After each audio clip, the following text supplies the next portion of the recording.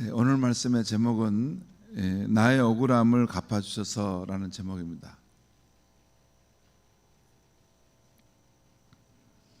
오늘 시편은 다윗이 억울한 상황에서 하나님께 호소하는 탄원인데요. 우리 성도님들 오늘 저와 함께 시편 109편 1절에서 15절까지 우리 잘 읽으셨습니다. 그런데 마지막에 아멘도 잘 하셨습니다. 근데 이 기도 내용은 좀 아멘하기가 좀 당황스러운 그런 기도 내용입니다. 남이 지금 자손이 고아가 되게 해주시고 그들이 다 거린이 되게 해주세요라고 이런 기도인데 우리 성도님들 아주 대담하게 아멘 하셨습니다. 아무튼 오늘 시편 109편은 참 어려운 시편입니다. 다윗이 오늘 저자가 다윗이로 나오죠. 거기 보면 다윗의 시라고 나오잖아요.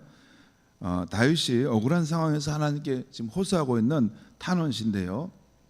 먼저 2절에서 5절까지 1절에서 5절까지 제가 한번 읽겠습니다. 한번 글의 분위기, 이 기도의 분위기를 한번 여러분이 감지하면 좋겠어요. 1절에서 5절까지 제가 읽습니다. 내가 찬양하는 하나님이여 잠잠하지 마옵소서, 깨어나 일하소서라는 거죠. 그들의 악한 입과 거짓된 입을 열어 나를 치며 속이는 혀로 내게 말하며 또 미워하는 말로 나를 두르고 까닭없이 나를 공격하였음이니이다. 지금 다윗을 대적하는 자들에 대한 이야기죠. 그들이 악한 입과 거짓된 입을 갖고 또 속이는 혀로 나를 치고 정말 나를 공격한다는 거예요. 그런데 끝에 보면 3절 끝에 보면 까닭없이 이유를 모르게 나를 미워하고 또 나를 공격한다는 것이에요. 4절 5절 말씀 보겠습니다. 나는 사랑하나 그들은 도리어 나를 대적하니 나는 기도할 뿐이라. 그들의 악으로 나의 선을 갚으며 미워함으로 나의 사랑을 갚아싸우니. 참 이 부분도 우리 생각해 볼 만해요. 내가 그들에게 이 선을 그들을 사랑하고 또 선을 행하지만 그들은 악으로 나의 선을 갚고 또 미워함으로 나의 사랑을 갚는다는 것입니다. 여러분 이런 상황이 있었어요? 나는 참 그 사람에게 선하게 대해주고 그를 정말 사랑으로 대해줬는데 반대로 그 사람은 내게 악으로 갚고 또 나를 미워하는 편에 서가지고 나를 막 이렇게 비판하고 막 이렇게 나에 대해서 저주하는 그런 상황 말이에요. 여러분 한 번도 그런 일이 없으셨습니까? 그러면 잘 사셨습니다. 근데 그렇지 않을 수 있는 것이 또한 인생이죠. 정말 내가 선으로 대하고 사랑으로 대했는데 정말 나를 미워하고 나를 저주하고 나를 막 이렇게 할 수 있는 사람도 있죠. 지금 다윗은 자신을 괴롭히는 이들이 다윗을 괴롭히는 이들이 악한 입과 거짓된 입, 속이는 혀로 악한 소문을 퍼뜨렸다는 것입니다. 그러나 다윗은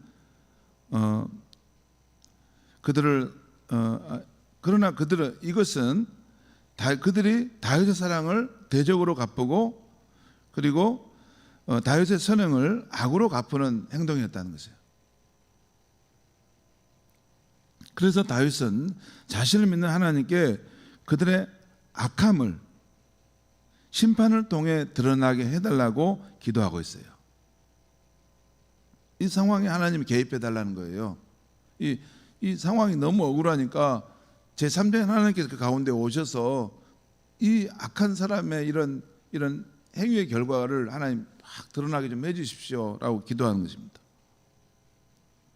그런데 오늘 다윗이 자신의 대적자들의 불행을 기도하는 내용은 우리를 너무나도 놀라게 하고 당황하게 합니다. 이게 가만히 이 글을 읽어보면 정말 당황스러운 글이에요. 먼저 그들이 불행하게 해달라는 것입니다. 그것이 6절에서 8절에 나와 있어요. 제가 한번 읽겠습니다. 6절에서 8절. 악인이 그 대적자를 다스리게 하시며 사탄이 그 대적자의 오른편에 서게 하소서. 그가 심판을 받을 때 죄인이 되어 나오게 하시며 그의 기도가 죄로 변하게 하시며 그의 연수를 작게 하시며 그의 직분을 타인이 빼앗게 하시며. 그러죠. 지금 그 사람이 그 자기 직분도 잃고 또 생명의 날도 짧아져서 빨리 망하게 해달라는 것이에요. 두 번째는 그 대적자들의 가족이 불행하게 해달라고 또한 기도하고 있어요. 그것이 9절에서 11절까지 나와 있습니다. 제가 또 읽겠습니다. 9절 11절. 그의 자녀는 고아가 되며 그의 아내는 과부가 되며. 이것은 그 대적자가 죽임을 당할 때 이런 일이 일어나죠. 또 10절. 그의 자녀들은 유리하며 구걸하고 그들의 황폐한 집을 떠나 빌어먹게 하소서. 11절. 고리 대금하는 자가 그의 소유를 다 빼앗게 하시며 그가 수고한 것을 낯선 사람이 탈취하게 하시며. 여러분 이 설명 안 해도 아시겠죠? 그가 수고해서 쌓은 모든 부와 이런 재산을 다 다른 사람들이 뺏어가도록 그 가정을 이렇게 망조가 들게 해주십시오라고 하는 그런 이야기 아닙니까? 여러분 제가 지금 과도하게 표현한 건 아닙니다. 이대로 지금 이야기하고 있는 거예요. 처음에는 그 대적자가 불행하게 해달라고, 두 번째는 그 대적자의 가족이 모두 망하게 해달라고 기도하고 있어요. 그 다음에 세 번째는 대적자의 후손들이 끊어지게 하고 그 조상의 기억까지 없어지게 해달라고 기도하고 있어요. 12절부터 15절까지인데요. 제가 한번 읽겠습니다. 그에는 그 대적자들을 말합니다. 그에게 하나님의 은혜와 사랑을 베풀 자가 없게 하시고 그의 고아에게 은혜를 베풀 자도 없게 하시며 13절. 그의 자손이 끊어지게 하시며 후대에 그의 이름이 지워지게 하소서. 여호와는 그 조상들의 죄악을 기억하시며 그 어머니의 죄를 지어버리지 마시고, 조상들의 죄를 다 기억해서 다 때가 되면 벌을 주십시오라는 말이죠. 15절. 그 죄악을 항상 여호와 앞에 있게 하사 그들의 기억을 땅에서 끊으소서. 그 조상과 그 가문의 흔적 자체를 땅에서 다 지워버려 주소서라는 기도죠. 근데 여러분 마지막에 아주 힘있게 아멘 하셨어요. 이게 지금 이 기도 내용입니다. 이 다윗이 이런 기도를 드렸다는 거예요. 여러분 신약시대에는 원수까지도 사랑하라는 주님의 말씀을 우리가 알고 있기 때문에 우리는 이 시편을 어떻게 이해해야 하는가 아주 난감해집니다. 한마디로 저주시와 같은 글이잖아요. 진짜입니다.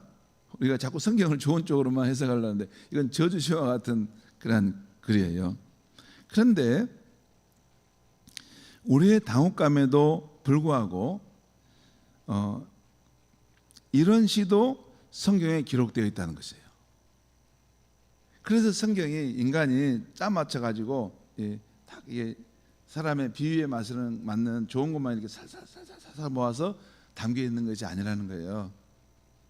성경은 우리가 읽을 때 심히 불편하고 또 당혹스럽고, 아니 어떻게 인간에 대해서 이런 글까지 기록해놨죠?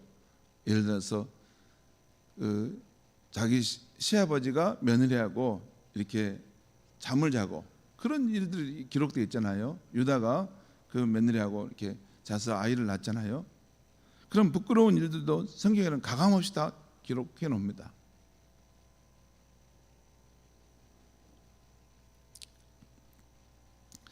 저도 오늘 이 시편 109편을 해석해내기가 참 어려웠습니다. 당황스러웠어요. 이걸 어떻게 해석해야 되나. 성도 여러분, 이 시편이 우리에게 당혹함과 불편한 감정을 주고 있지만 그럼에도 몇 가지 중요한 영적 교훈을 우리에게 분명하게 주고 있어요. 첫째는 믿음의 사람 다윗 역시 이중성을 가진 연약한 존재임을 보여주는 것입니다.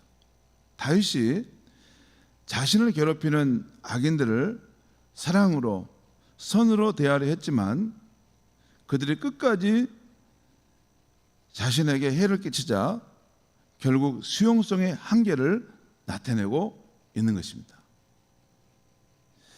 인간의 모든 악을 수용하면서 선을 이루고 가시는 분이 하나님이시죠. 하나님은 인간의 어떤 악과 이 최고의 추악하고 더러운 악까지도 다 수용하시면서도 선을 이루어 가시는 그러한 전능하신 하나님이에요.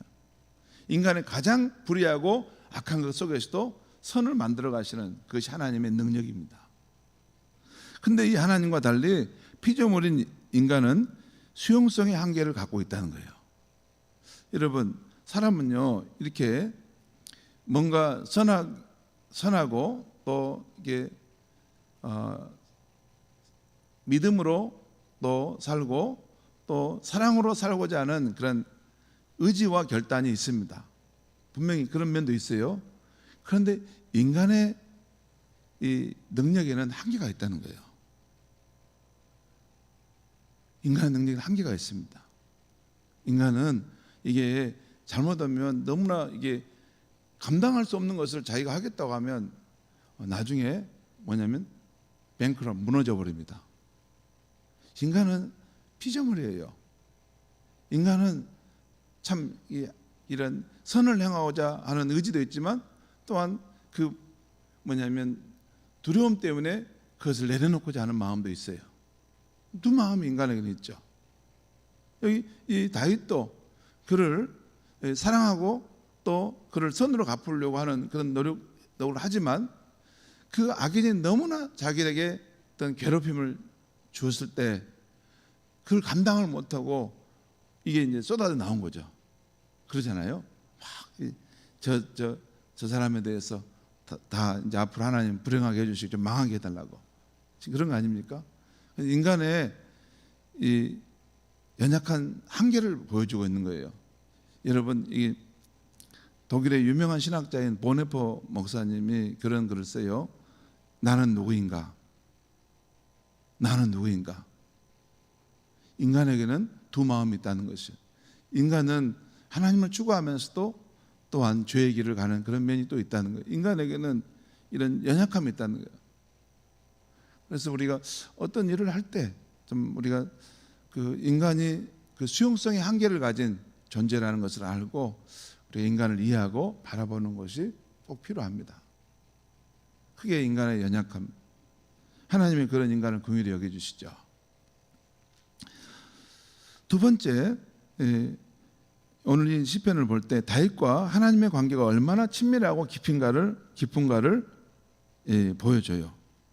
오늘 다윗은 자신의 억울한 사정을 하나님께 호소하는데 이렇게까지 해도 될 만큼 하나님께 자신의 억울함과 악인의 심판을 거칠게 호소하고 있는 것입니다. 여러분 그렇지 않습니까? 이런 겁니다. 여러분 그 시집살이 하는 그런 일이 때로는 고단하지 않습니까?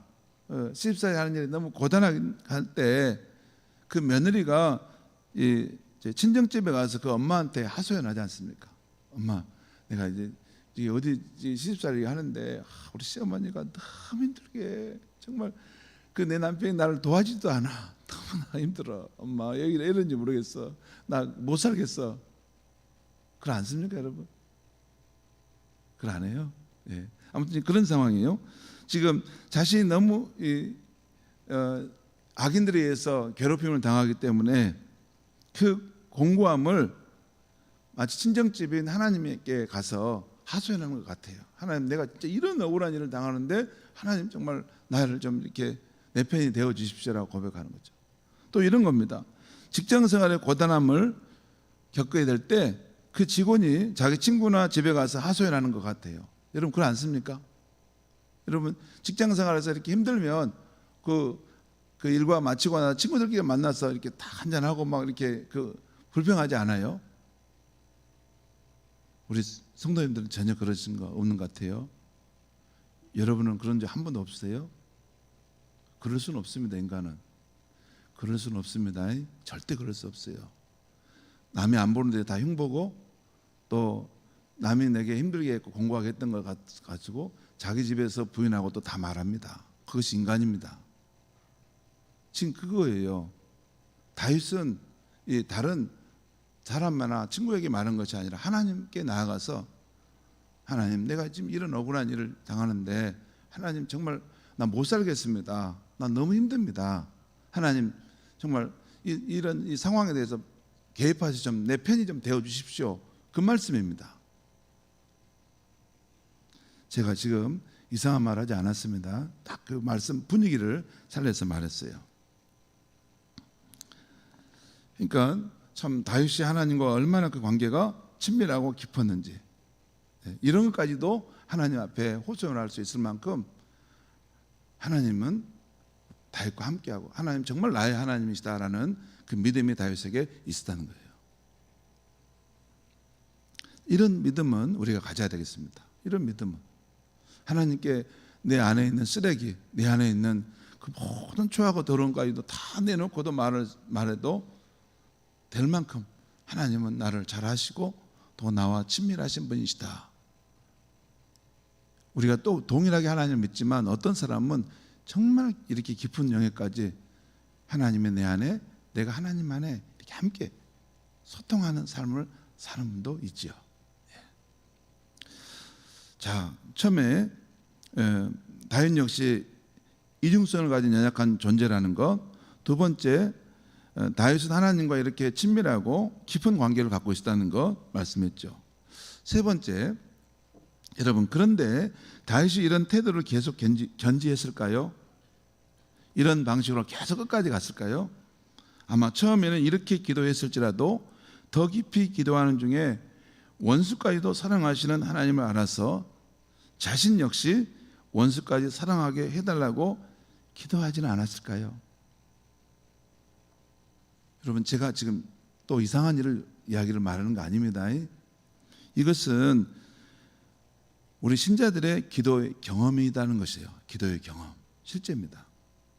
우리에게 악행을 행한 이들에 대해서 우리가 처음에는 우리의 감정이 불처럼 타오르지 않습니까? 근데 그러다가도 나중에는 차차 누그러지고 또 하나님 앞에 나가 기도하게 되면서 그를 용서하고 용납하는 방향으로 변해가지 않습니까? 그게 크리스찬의 경험인데, 하나님께 진실함으로 기도한다면 기도 중에 하나님은 우리를 변화시켜 가십니다. 자꾸 변화시켜 가세요. 왜냐하면 저와 여러분을 향한 하나님의 목적은 우리가 성숙한 믿음의 사람, 성숙한 사랑의 사람으로 점차 하나님을 닮아가도록 하는 것이기 때문입니다. 기도하겠습니다. 하나님 아버지, 오늘 이 아침에 참 당혹스럽고 난감한 시편을 보았습니다. 하나님, 정말 우리가 이런 상황에 처했을까? 우리에게는 이런 경험이 없는데 다윗은 저렇게까지 자기의 고통스러운 상황을 하나님에게 하소연하는 것을 봅니다. 하나님 아버지, 오늘 이 시편이 여기에 기록되어 있는 모습을 보면서 우리가 이 안에서 우리 인간의 실상도 깨닫게 도와주시옵소서. 우리가 연약한 존재라는 것을 알게 해주시고, 또 그러면서도 우리가 하나님을 믿을 때 하나님은 이렇게까지 깊은 영역도 서로 나눌 수 있는 참 좋으신 친정 어머니와 같은 분이라는 것도 깨닫게 도와주시옵소서. 그리고 하나님을 만나서 기도하면서 우리의 존재가 점차 하나님의 모습으로 변화되어 갈 수 있다는 것도 믿고 더욱더 하나님을 사랑하고 의지하며 나아가는 우리가 되게 하여 주시옵소서. 예수님의 이름으로 기도합니다. 아멘.